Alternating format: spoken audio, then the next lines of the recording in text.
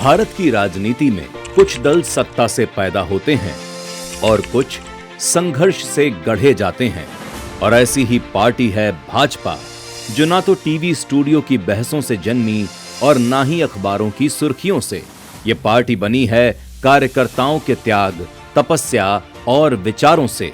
1951 में जब देश अपनी पहचान बना रहा था, तब भारतीय जनसंघ ने राजनीति को सत्ता नहीं, राष्ट्र निर्माण का माध्यम माना। एक राष्ट्र, एक संस्कृति, ये नारा नहीं था, ये भारत को समझने का तरीका था।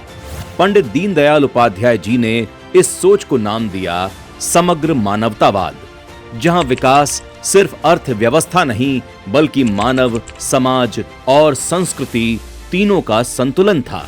समय बदला, चुनौतियां बढ़ीं, आपातकाल आया, लोकतंत्र लड़ा और 1980 में भारतीय जनता पार्टी का जन्म हुआ। श्रद्धेय अटल जी का संयम, आडवाणी जी का संघर्ष और कार्यकर्ताओं की अडिग निष्ठा, इसी से वो संगठन खड़ा हुआ जो 2 सीटों से उठकर 303 तक पहुंचा और आज जनता के विश्वास के साथ लगातार तीसरी बार सत्ता में है। भाजपा ये वो पार्टी नहीं है जो अखबारों से, टीवी स्क्रीन की चमक से पैदा हुई हो।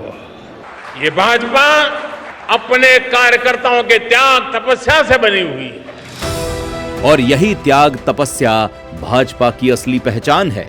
अनुच्छेद 370 का अंत, राम मंदिर का संकल्प, आत्मनिर्भर भारत की सोच, ये किसी एक सरकार के फैसले नहीं, सालों से चले आ रहे संकल्पों की पूर्ति हैं। भाजपा में नेतृत्व बदलता है, लेकिन मूल सोच नहीं बदलती। यहाँ अध्यक्ष सिर्फ संगठन प्रमुख नहीं होता, वो होता है उस विचार का जिम्मेदार जो पार्टी को दिशा देता है।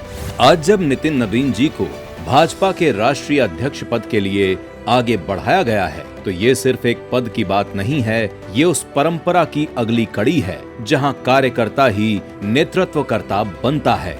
बिहार के मुजफ्फरपुर जैसे जिले से कार्यकर्ता के रूप में शुरुआत, युवा मोर्चा की जिम्मेदारी और फिर राज्य संगठन में तप कर आज पार्टी के शीर्ष नेतृत्व तक पहुंचना, यही भाजपा की पहचान है।